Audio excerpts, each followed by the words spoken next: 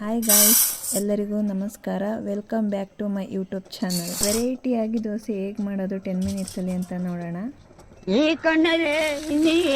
ಅಕ್ಕಿ ಮತ್ತು ಕಡಲೆಕಾಳನ್ನ ತೊಗೊಂಡು ಚೆನ್ನಾಗಿ ತೊಳೆದು 2 hours ನೆನೆಸಿ ಇಡೋಣ. ಫಸ್ಟ್ ಅದನ್ನು ಸಪ್ರೇಟಾಗಿ ಎತ್ತಿಟ್ಕೊಂಡು 1-2 hours ಆದಮೇಲೆ ಈ ರೀತಿ ಆಗಿರುತ್ತೆ. ಬರೀ ಇಂಥದೆಯಾ? ಹಾಗೆ ಉಣ್ಸಿಟ್ಟಿರೋದನ್ನ ಜಾರ್ ತೊಗೊಂಡು ಜಾರಲ್ಲಿ ಹಾಕ್ಕೊಬೇಕು. ಅಕ್ಕಿ ಮತ್ತು ಕಡಲೆಕಾಳು ಅದನ್ನು ರುಬ್ಕೊಬೇಕಲ್ವ, ಹಾಗಾಗಿ ಅದಕ್ಕೆ ಮೆಣಸಿನ್ಕಾಯಿ, ಶುಂಠಿ, ಬೆಳ್ಳುಳ್ಳಿ,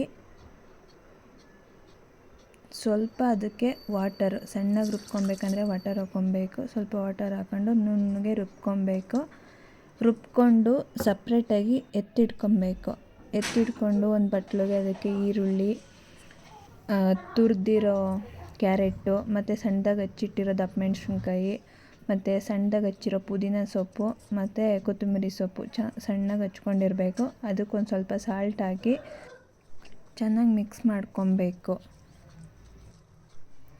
ಈಗ ಮಿಕ್ಸ್ ಆಗಿದೆ ಚೆನ್ನಾಗಿ, ನೀವೇ ನೋಡ್ತಾ ಇದ್ದೀರಾ ಎಷ್ಟು ಚೆನ್ನಾಗಿ ಕಾಣಿಸ್ತೈತೆ ಅಂತ.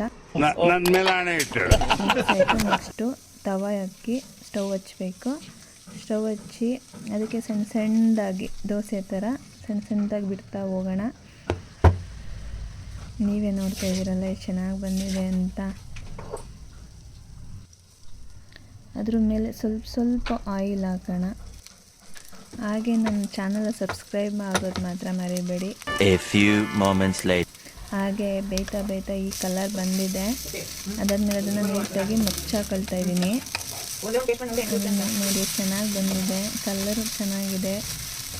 ತಿಂತಾಯಿದ್ರೆ ಇನ್ನೊಸಿ ತಿನ್ನೋಣ ಅನ್ನಂಗಿರುತ್ತೆ. ಹಂಗೆ ಇದು ಕಾಯಿ ಚಟ್ನಿ ಮಾಡಿಕೊಂಡು ತಿಂತಾಯಿದ್ರೆ ಬಾಯಲ್ಲಿ ನೀರು ಬರುತ್ತೆ, ಅಷ್ಟು ಚೆನ್ನಾಗಿರುತ್ತೆ ಇದು. ನೀವು ಟ್ರೈ ಮಾಡಿ. ಚಾನಲ್ ಸಬ್ಸ್ಕ್ರೈಬ್ ಆಗೋದು ಮರಿಬೇಡಿ. Thank you.